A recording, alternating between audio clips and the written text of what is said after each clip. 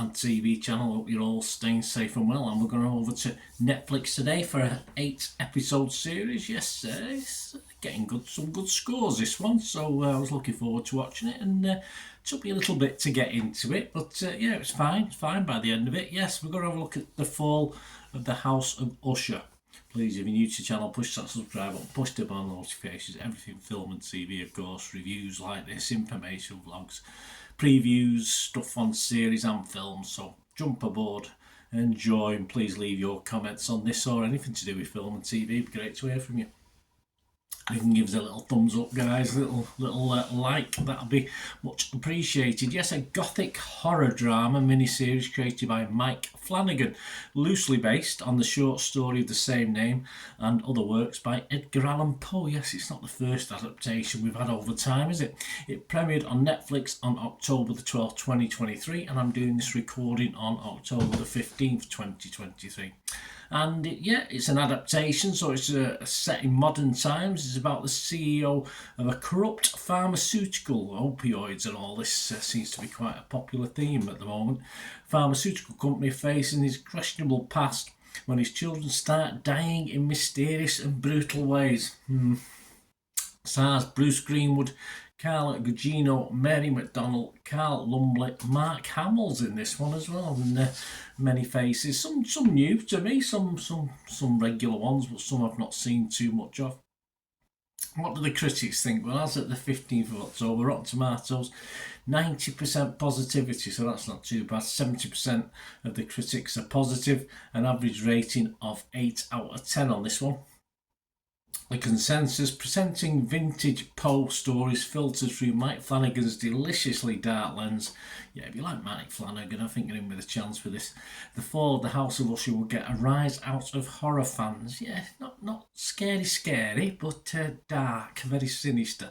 Metacritic, the other site we'll look at, give this 74 out of 100. That's based on 31 critics, and that was 27 positive and 4 mixed, so generally very good, no negative, so that's always a good sign. Empire magazine give this 80%, 80 out of 100. Before the House of Usher comes crumbling down, Mike Flanagan builds a towering, dark-hearted horror story that's horribly good fun. It is. Internet Movie Database, Joe Public, you and me, yep, 8 out of 10. Can't argue with that. 7.2k people, 7,200 scores and reviews. So bodes well. So what about me? I'm not going to be as enthusiastic with the score. This won't appeal to many people. I think some people will struggle with this a little bit. It was my worst nightmare. Lots of flashbacks in this. It took me a little time to get going in this one, in fairness. Probably took me 2 or 3 episodes to begin to appreciate what I was watching. It was sort of hard work. It's one of those things if I had the time, I'd probably go back and have a watch again. But you sort of begin then to fully invested in it and got most out of its quite slick storytelling. As a binge watch, I think it can be a little bit hard work. It might be better watching it in 1 or 2 episodes. I did watch it over the course of 2 afternoons. But it's nevertheless always interesting, even if you binge watch it or watch it in bits and pieces. There's 1 or 2 jump scares, but some great makeup. But not too many. It's just a dark story, really. I say it didn't particularly scare me. Just a very dark story with mainly very unlikable characters who mostly get the comeuppance. So that's always a good thing, isn't it? 1 or 2 were okay. You felt a bit sorry for, but generally they usually got the comeuppance in a suitably grotesque way as well.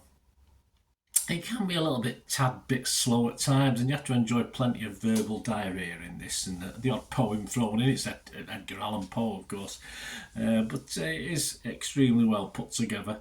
A very good cast, a very interesting adaptation of the Edgar Allan Poe original, of course. So yeah, my scores, of course, on Rotten Tomatoes, I'll be fresh on this. Metacritic, I'll be positive. And yeah, as I said, I'm not going to go over the top, because I thought it was... I did enjoy the watch, but I just thought I'm scoring this based on overall, and I just think that I thought it could have been a little bit better than what it was. I mean, that's so it's getting 8 out of 10s all over the place, isn't it? So I'm gonna give this a 6.5 out of 10. I was gonna give it a 7, but I thought no, because it did take me 2 or 3 episodes to get into it, and if I watch it again, I might appreciate it more and give it a higher score. But just on that one watch through, I'm going to give it 6.5 out of 10. It is very good. I certainly recommend it on Netflix, as I subscribe to it, and so it doesn't make any difference. It's nice to get something that's a tad bit interesting to watch. So yeah, and I'm watching this at the time I'm watching another little series as well, which is totally different to this. But yeah, it's interesting how if you watch two in one go, they sort of affect each other. What are your thoughts on it? But yeah, I'll be back with the review on the other thing I'm watching, but I won't tell you. Right, yes, so 6.5 out of 10 for me. Let me know what you think, guys. Anyway, great to hear your opinions on this little adaptation.